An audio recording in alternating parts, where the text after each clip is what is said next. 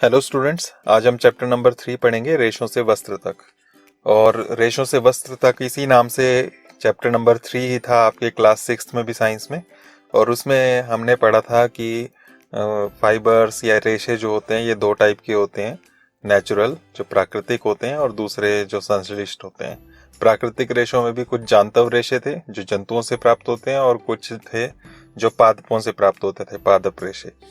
तो यहाँ पर अभी इस क्लास में अभी हमने जो पढ़ना है वो जांतव रेशों के बारे में पढ़ना है डिटेल में। तो जांतव रेशे क्या हैं, जंतुओं से जो रेशे मिलते हैं उनसे हम कैसे वस्त्र बनाते हैं, वो सारी की सारी चीज़ें हैं। तो हम जानते ही हैं कि जांतव रेशे जो हैं, जंतुओं से जो रेशे मिलते हैं उसमें एक टाइप के रेशे वो हैं जो ऊन है, ऊन के रेशे। और ये हमें भेड़ या याक के बालों से मिलते हैं। इसी तरह से कुछ और भी जंतु हैं जिनके बालों से हमें ऊन मिलती है। तो उनके कुछ एग्जाम्पल्स यहाँ नीचे दिए हुए हैं। ये एक भेड़ दिखाई है, उसी तरीके से यहाँ पर ये ऊंट है, याक है, बकरी है, और उसके बाद ये अमेरिका में पाए जाने वाले कुछ जंतु और दिए, लामा और एल्पैका। ये ऊंट की प्रजाति होती है, छोटी प्रजाति होती है, इनके बालों से भी ऊन मिलती है। और इसके साथ साथ रेशम के फाइबर भी होते हैं, रेशम के तंतु भी होते हैं, और वो मिलते हैं रेशम के कीट के कोकून से। तो इनके बारे में हमने देखना है इस चैप्टर में। तो सबसे पहले यहाँ पर ऊन के बारे में ही है, ऊन, और दूसरा हम रेशम पढ़ेंगे बाद में। तो ऊन जो है वो भेड़, बकरी, याक और कुछ अन्य जंतु जिनकी अभी हमने बात की उनसे मिलता है। और ये जो है उन जंतुओं के जो घने बाल हैं, मोटी परत जो होती है उनमें, उससे मिलता है। और वो मोटी परत इसलिए होती है ताकि उनमें वायु आसानी से भर सके। और जैसा कि हमने चैप्टर 4 में पढ़ी लिया है ऊष्मा में, कि हवा जो है वो कुचालक होती है ऊष्मा की। तो इसलिए ये जो बाल हैं उन जंतुओं को सर्दियों में गर्म रखते हैं, उनके शरीर को गर्म रखते हैं, इसलिए ये घने बाल होते हैं उनके शरीर पर। तो यही ऊन हम इस्तेमाल करते हैं और ऊनी कपड़े बनाते हैं इससे, ताकि हमारा शरीर गर्म रहे। तो यहाँ पर हम डायरेक्ट रेशों से ऊन कैसे बनती है वहाँ पर पहुँच जाते हैं। तो रेशों से ऊन बनाने की जो पूरी प्रक्रिया है वो भेड़ पालन से, या जो भी जंतु जहाँ से जिनसे ऊन मिलती है वहाँ से शुरू होती है। तो वही है यहाँ पर सबसे पहले भेड़ पालन और प्रजनन। तो भेड़ बकरियों को पाला जाता है। कहाँ कहाँ पाला जाता है उन जगहों के नाम यहाँ पर लिखे हुए हैं कुछ। और आप जानते ही हैं गडरिये होते हैं, भेड़ों के झुंडों को चराने के लिए ले जाते हुए आपने देखे होंगे। तो वो पालते हैं और उनके बालों को काटते हैं, और उससे जो है रेशे मिलते हैं और उनसे ऊन बनती है। और उस ऊन से बुनाई करके कपड़ा तैयार किया जाता है, ऊनी वस्त्र तैयार किए जाते हैं। यहाँ कुछ भेड़ों की नस्लों के नाम दिए हुए हैं। अलग अलग नस्लें होती हैं भेड़ों की, अलग अलग प्रजाति है ये भेड़ों की, और उनकी ऊन की गुणवत्ता कैसी है वो सामने दी हुई है। ये भेड़ें कहाँ मिलती हैं वो भी साथ में दिया हुआ है। तो यहाँ पर आप देख सकते हैं हमारा हिमाचल प्रदेश जो है उसमें ये रामपुर बुशहर जो है हमारा, उस नस्ल का नाम रामपुर बुशहर है, हिमाचल में जो पाई जाती है भेड़, और उसकी ऊन भूरी होती है। तो ये यहाँ पर अलग अलग जो है वो किस काम आती हैं और किस तरह की उसकी ऊन होती है वो दिया हुआ है। अब यहाँ पर हमारा जो मेन टॉपिक है वो ये है कि रेशों से ऊन कैसे बनती है। तो उसमें अलग अलग स्टेप्स हैं। तो सबसे पहला जो स्टेप है, चरण 1, वो है भेड़ के बालों को जो है वो काटते हैं हम, ऊन की कटाई कहलाती है ये। तो भेड़ के बालों को त्वचा की पतली परत के साथ शरीर से उतार लिया जाता है। यह प्रक्रिया ऊन की कटाई कहलाती है। भेड़ के बाल उतारने के लिए उसी प्रकार की मशीन का उपयोग किया जाता है जैसे नाई बाल काटने के लिए करता है। तो जैसे नाई बाल काटता है उसी तरीके से ऊन के बाल, ऊन जो है ये भेड़ के बाल, इसको उतारा जाता है। ये स्टेप 1 हो गया। यहाँ पर ये दिखाया हुआ है ऊन उतारना, भेड़ की ऊन उतारना। नंबर 2 जो है उसमें स्टेप आता है, इनको अच्छी तरह से धोया जाता है, टंकियों में डालकर अच्छे से धोया जाता है इसको, रेशे जो है। यहाँ पर आपको दिखा रहे हैं ये बी पार्ट जो है, इसमें ये अभिमार्जन, इसको धोने को बोलते हैं अभिमार्जन। तो ये फर्स्ट स्टेप था कटाई, और सेकंड आ गया अभिमार्जन। इसके लिए मशीनों का इस्तेमाल होता है आजकल। चरण नंबर 3 जो है वो है छंटाई की जाती है। रोमिल और रोएदार बालों को कारखानों में भेज दिया जाता है और गठन वाले बालों को छांटा या पृथक किया जाता है। जो उसमें गांठें हैं, मोटा हिस्सा है, उसको अलग किया जाता है उसमें से।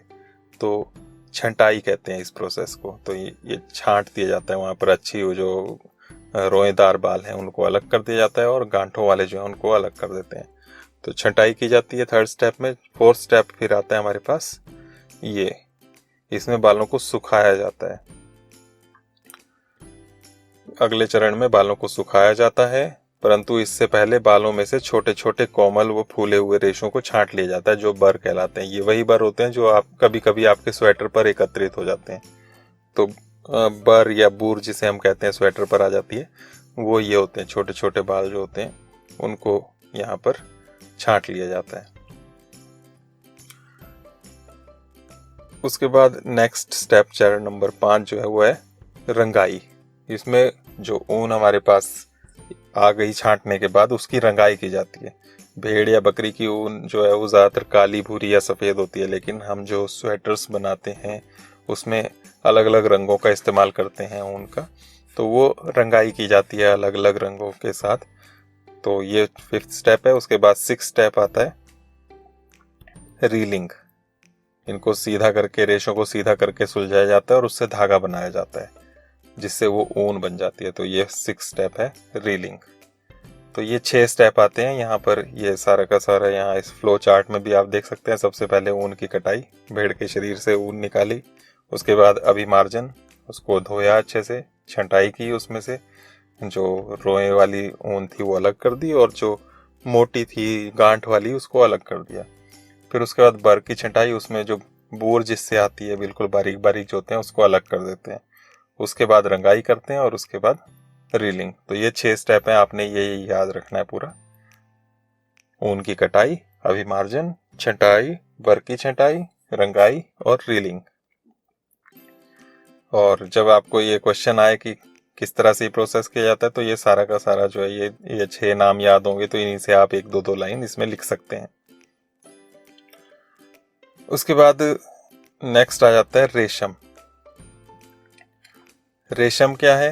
रेशम इंग्लिश में सिल्क कहते हैं इसको। ये भी जांतव रेशे हैं, जंतुओं से मिलते हैं। कौन से जंतु से मिलते हैं? ये रेशम का कीट होता है, उससे मिलते हैं। तो रेशम के कीटों को पालने का जो प्रोसेस होता है उसे बोलते हैं रेशम कीट पालन, और इसे इंग्लिश में कहते हैं सेरिकल्चर।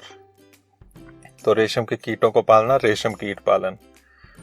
इसमें रेशम के कीड़ों को पाला जाता है और उसके जीवन चक्र में बीच में वो रेशम के तंतु बनते हैं, रेशम फाइबर बनता है और उसको इकट्ठा किया जाता है। तो सबसे पहले रेशम का कीड़ा जो है, रेशम कीट, उसका जीवन चक्र हम देख लेते हैं।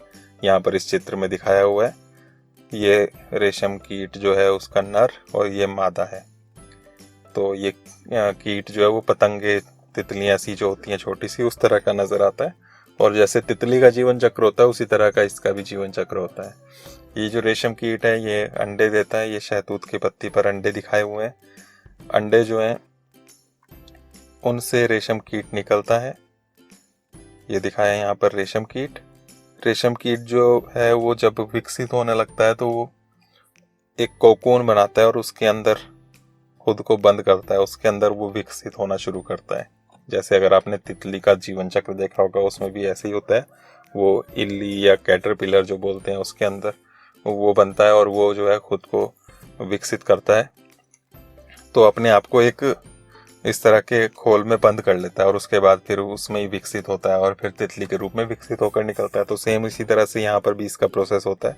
ये जो खुद को बंद करता है उसको कहते हैं कोकून, और कोकून में ही रेशे रेशे बनते हैं इसके, और उसके अंदर आपको दिखाया ये यहाँ पर कीट विकसित हो रहा है। तो ये जो कोकून है इसी से हमारा ये रेशम मिलता है। तो यहाँ पर ये सारा का सारा ये दिया हुआ है, आप इसको पढ़ सकते हैं। यहाँ पर ये डिटेल जो पूरी दी हुई है इसके अंदर आपके ये सारा दिया हुआ है कि किस तरह से इसका जीवन चक्र पूरा चलता है। तो ये रेशम कीट का जीवन चक्र जो है इसका चित्र बनाने के लिए भी आता है और इसके बारे में लिखने के लिए भी आता है। तो जीवन चक्र जो है यहीं पर इस चित्र से ही आपको पूरा अच्छे से समझ में आ जाएगा। रेशम कीट भी अलग अलग प्रकार के होते हैं, उसमें सबसे कॉमन जो है, सामान्य जो है, वो है शहतूत रेशम कीट। ये शहतूत का जो पेड़ होता है उस पर पाला जाता है। अब चलते हैं इसमें कि इससे जो है रेशम कैसे मिलता है।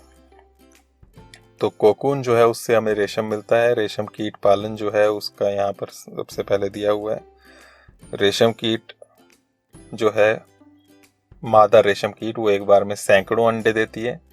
उन अंडों को सावधानी से कपड़े की पट्टियों या कागज पर संग्रहित करके रेशम कीट पालकों को बेचा जाता है। तो अंडे बेचे जाते हैं इसके वो रेशम कीट पालक जो हैं या किसान, वो अंडों को लेते हैं और उसको उचित स्थितियों में, उचित ताप और आर्द्रता में रखते हैं। उससे अंडों से लार्वा निकलते हैं। लार्वा यानी कि वो जो अंडे से जो बच्चे निकलते हैं, उनको शहतूत की पत्तियों पर रखते हैं। और जो कैटरपिलर हैं वो रेशम कीट कहलाते हैं। कैटरपिलर कहलाते हैं वो, या फिर रेशम कीट कहलाते हैं, जो लार्वा निकलता है। दिन रात वो खाते रहते हैं, वो शहतूत की पत्तियां खाते हैं, दिन रात खाते रहते हैं और साइज में काफी बड़े हो जाते हैं। फिर जब वो बड़े हो जाते हैं उसके बाद उनको इकट्ठा कर लिया जाता है और साथ में शहतूत की पत्तियों के साथ उनको बांस की स्वच्छ ट्रे में रखा जाता है। 20 से 25 दिनों बाद कैटरपिलर खाना बंद कर देते हैं और कोकून बनाने के लिए वे बांस के छोटे छोटे कक्षों में चले जाते हैं। इसके लिए ट्रे में छोटी रैक या टहनियां रख दी जाती हैं जिनसे कोकून जुड़ जाते हैं। कैटरपिलर अथवा रेशम कीट कोकून बनाते हैं जिसके भीतर प्यूपा विकसित होता है। तो वो जो कोकून बना है उसी के अंदर वो विकसित होते हैं और बाहर जो कोकून है उसी से रेशम के रेशे मिलते हैं। अब वो मिलते कैसे हैं, उसको कैसे इकट्ठा किया जाता है। तो रेशम फाइबर प्राप्त करने के लिए कोकूनों की बड़ी ढेरी का उपयोग किया जाता है। वयस्क कीट में विकसित होने से पहले ही कोकूनों को धूप में रखा जाता है और या पानी में उबाला जाता है या भाप में रखा जाता है। इस प्रक्रम में रेशम के फाइबर पृथक हो जाते हैं। तो वहां पर रेशम के फाइबर मिल जाते हैं हमें। कोकून को आपने उबाला तो उससे फिर रेशम के फाइबर अलग हो जाएंगे और वहां से वो रेशम लेकर उसकी रीलिंग की जाती। जैसे हमने पहले ऊन की रीलिंग की थी वैसी उसकी रीलिंग की जाती है, उससे धागे तैयार किए जाते हैं। फिर इसकी कताई की जाएगी और उससे फिर वस्त्र बनाए जाएंगे। तो इस तरह से ये रेशम का उत्पादन होता है। तो यहीं पर ये चैप्टर खत्म होता है। आपने यहाँ पर यही 2 चीज़ों के बारे में पढ़ा, एक ऊन और दूसरा रेशम। अब आपने क्या क्या सीखा उसके बारे में थोड़ा सा ये आपने देखना है और उसके बाद ये एक्सरसाइज है, अभ्यास, इसके प्रश्न उत्तर करने की कोशिश करनी है। नेक्स्ट वीडियो में जब हम मिलेंगे तो इसके क्वेश्चंस फेयर में करेंगे। तो आज के लिए इतना ही। Thank you. नेक्स्ट वीडियो में मिलते हैं।